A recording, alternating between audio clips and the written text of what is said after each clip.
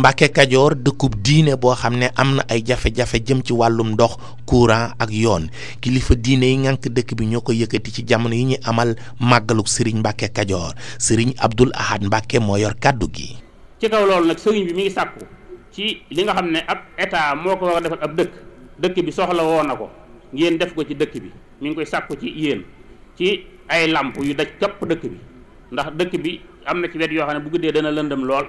te loolu itam bëgg na ngeen taxaw ci bëgg na it ay yoon yoo xam ne mbedd yi dafa bari suuf rawatina fii ci penju Sëñ Mbacke Kadior ak li ko wër bëgg na ñu def ko ay tëli yoo xam ne oto bu ñëw dana mën a agsi ba dugg ci biir kër yi te du am jafe-jafe ci suuf si bëgg na itam am ndox mu doy te neex loolu am na loo ci junj di leen wax ne lépp loo xam ne daal ab dëkk ittewoo na ko muy ay yoon am ndox ay lamp loolu moom ak gouvernement moo koy defal dëkk yi moo koy defal ab peuple kon loolu moom soxla na ko sàkku na ko ci yéen bëgg ngeen defal ko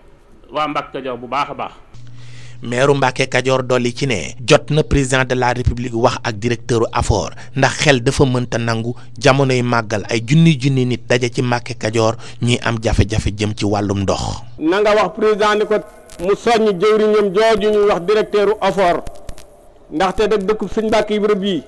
xewlu mag wii nga xam ne ñun xew wii moo ñu boole ci Sénégal bis boobu nag buñ koy màggal ba egsi fii am ndox rek nar noo tardeel kon nan jox sëriñ waa kër Serigne Touba yi seen cër yi am ci gouvernement bi. jëwriñ jii di Abdou Ndéné Sall teewaloon gouvernement bu Sénégal ci màggal gi dalal kilifa diine yi ngànk dëkk bi.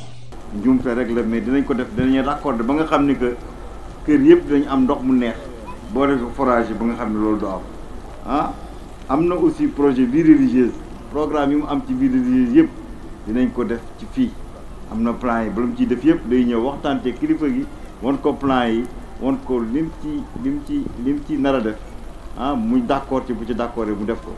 ci fàttali nag bis bii ñuy màggal moo di bi Serigne Touba njëkk a daje ak Serigne Mbacke Kadior gannaaw ba mu jugee ci géej gi Serigne Mbacke Kadior nag góor yàlla bu mag la nekkoon taalibe di xarit Serigne Touba Xaadimu Rasuul am lu bari lu mu liggéey ci yoonu lislaam rawatina tarixa bi. li ni mel nag moo tax at mu jot taalibe yi ci njiitalul xalif bi Serigne Moustapha Mbacke di ko fàttaliku jublu ci wëyal liggéeyu Serigne Mbacke Kadior Touba Mbacke Mamadou Makhtar Sarr pour la radio télévision Walfadjri.